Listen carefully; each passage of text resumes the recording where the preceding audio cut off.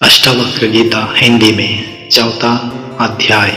अष्टावक्र कहते हैं, स्वयं को जानने वाला बुद्धिमान व्यक्ति इस संसार की परिस्थितियों को खेल की तरह लेता है। उसकी सांसारिक परिस्थितियां का बोझ दबाव लेने पर लेने वाले मोहित व्यक्ति के साथ बिल्कुल भी समानता नहीं है।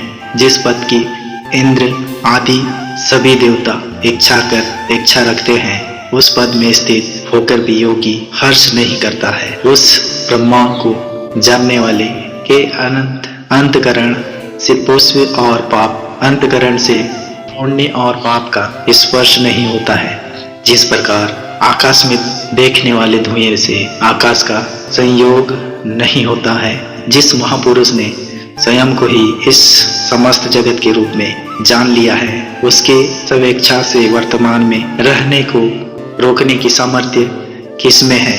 ब्रह्मा से प्रेरण चारों प्रकार के प्राणियों में केवल आत्मज्ञानी ही इच्छा और अनिच्छा का परित्याग करने में समर्थ है। आत्मा को एक और जगत का ईश्वर कोई ही जानता है। जो जैसा जान जाता है, आपको किसी से भी किसी प्रकार का भय नहीं है।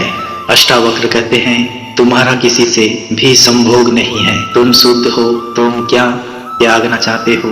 इस वास्तविक सम्मेलन को समाप्त करके ब्रह्मा से योग एक स्वरूपता को प्राप्त करो। जिस प्रकार समुद्र से बुलबुले उत्पन्न होते हैं, उसी प्रकार विश्व एक आत्मा से ही उत्पन्न होता है। यह जानकर ब्रह्म से योग एक स्वरूपता को प्राप्त करो। यद्यपि यह विश्व आंखों से दिखाई देता है, परंतु वास्तविक है।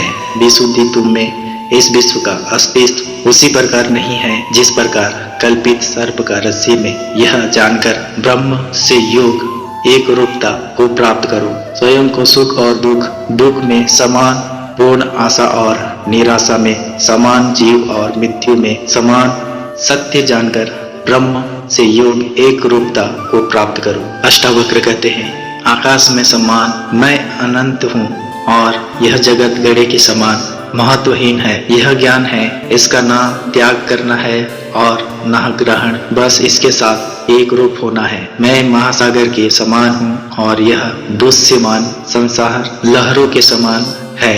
यह ज्ञान है, इसका ना त्याग करना है और ना ग्रहण, बस इसके साथ एक रूप होना है।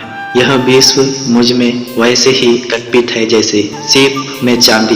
यह ज्ञान है, इसका ना त्याग करना है और ना ग्रहण, बस इसके साथ एक रूप होना है। मैं समस्त प्राणियों में हूँ, जैसे भी प्राणी मुझ में है। यह ज्ञान है, इसका ना त्याग करना है और ना ग्रहण, बस इसके साथ एक रूप होना है। राजा जनक कहते हैं, मुझ अंत महासागर में विश्व रूपी जहाज अपनी अंत आयु से इधर उधर घूमता है, पर इससे मुझ में अंत महासागर में विश्व रूपी लहरें माया से स्वयं ही उद्हीन और असत होती रहती है।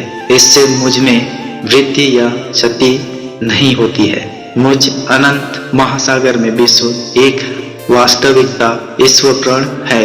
मैं अति शांत और निराकार रूप से स्थित हूँ। उस अंत और निर्जन अवस्था में ना मैं का भाव है और ना कोई अन्य भाव। इस प्रकार असक्त, बिना किसी इच्छा के और शांत रूप से मैं स्थित हूँ। आश्चर्य, मैं शुद्ध चैतन हूँ और यह जगत असत्य जादू के समान है। इस प्रकार मुझ में कहाँ और कैसे अच्छे उपयोगी और बुरे अनुपयोगी की कल्पना। श्री अष्टावक्र कहते हैं, तब बंधन है जब मन इच्छा करता है, शोक करता है, कुछ त्याग करता है, कुछ ग्रहण करता है, प्रश्न होता है या कभी क्रोधित होता है। तब मुक्ति है जब मन इच्छा नहीं है। जब मन इच्छा नहीं करता है, शोक नहीं करता है, त्याग नहीं करता है, ग्रहण नहीं करता है, प्रश्नता नहीं होता है या क्रोध नहीं करता है, तब बंधन है। जब मन किसी भी दृश्यमान वस्तु में आसक्त है,